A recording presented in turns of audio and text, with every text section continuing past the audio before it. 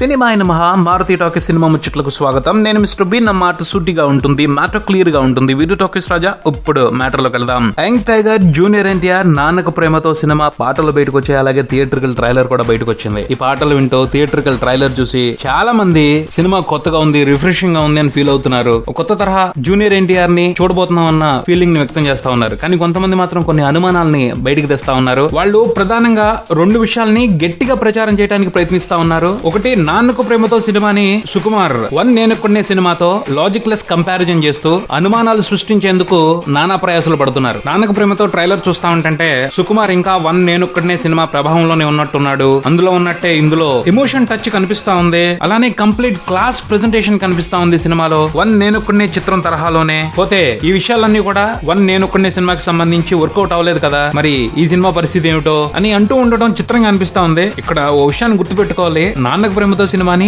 One నేనొక్కడితో compare చేయటమే ఓ foolish thing. ఆ cinema ఓ psychological suspense thriller, దానికి ఓ పర్ఫెక్ట్ ఎమోషన్ యాడ్ చేశాడు సుకుమార్. ఈ నాన్నకు ప్రేమతో విషయానికి వస్తే ఇదో ఎమోషనల్ యాక్షన్ థ్రిల్లర్. వన్ నేనొక్కడినేలో ఓ హిడెన్ గేమ్ ఉంటా ఉంటది. ఏం జరుగుతుంది, ఎవరు ఇదంతా చేసిందని తెలుసుకునే ప్రాసెస్ ఉంటది. నాన్నకు ప్రేమతో సినిమాలో అంతా ఓపెన్ గేమ్. హీరో ఎవరితో పోరాడుతున్నాడు అన్నది స్పష్టం, ఎలా పోరాడుతున్నాడు అన్నది సినిమా. ఇంత డిఫరెన్స్ ఉంటే ఎలా పోల్చి చూస్తారు? ఇక రెండో విషయానికి వస్తే ఆడియో ఫంక్షన్ లో జూనియర్ ఎన్టీఆర్ ఈ సినిమా గురించి మాట్లాడుతూ ఇది నా 25వ సినిమాని చేయలేదు, లేకపోతే వేరే ప్రత్యేకమైన కారణం పెట్టుకుని చేయలేదు, అమ్మా నాన్నలకి నీరాజనం ఇస్తున్నాం అని ప్రకటించాడు. దీన్ని బట్టి ఒక విషయం అర్థం అవుతుంది, ఇది మాస్ సినిమా కాదు, ఇందులో మాస్ ప్రేక్షకుల్ని ఎంటర్టైన్ చేసే అంశాలు లేవు. ట్రైలర్ కూడా అదే చెప్తా ఉంది, కంప్లీట్ క్లాస్ గా ఉంది. కానీ ఎన్టీఆర్ కి వచ్చేప్పటికి మాస్ అభిమానులే ఎక్కువ. వాళ్ళు ఎన్టీఆర్ నుంచి బీభత్సాన్ని ఎక్స్పెక్ట్ చేస్తా ఉంటారు. కానీ ఈ సినిమాలో ఆ పరిస్థితి కనిపించట్లేదు, ఏమవుద్దో అని అనుమానం పడుతున్నారు.